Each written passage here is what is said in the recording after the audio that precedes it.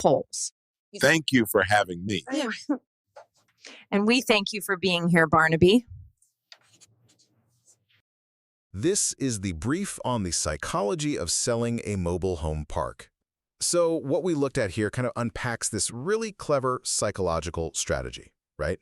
It's all about convincing veteran mobile home park owners to go for seller financing, where they act like the bank. It's called seller carry instead of just taking an all-cash payout right away.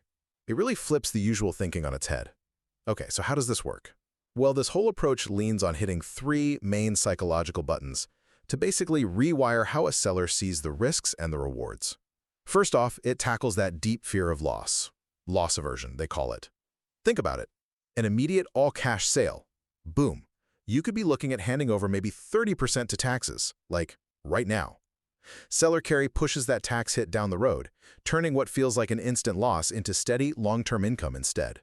Second, the pitch really speaks to the seller's sense of identity and legacy. Seller carry isn't framed as just walking away. No, it's positioned as graduating, moving from being the landlord to being the bank.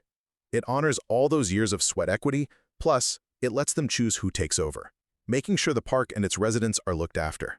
And finally, it totally reframes safety and risk. Yeah, the idea of a buyer defaulting sounds scary. But listen, the note is secured by the park itself. If the buyer can't pay, the seller gets the park back, keeps the down payment, and keeps all the payments made so far. They actually call it a potential second payday.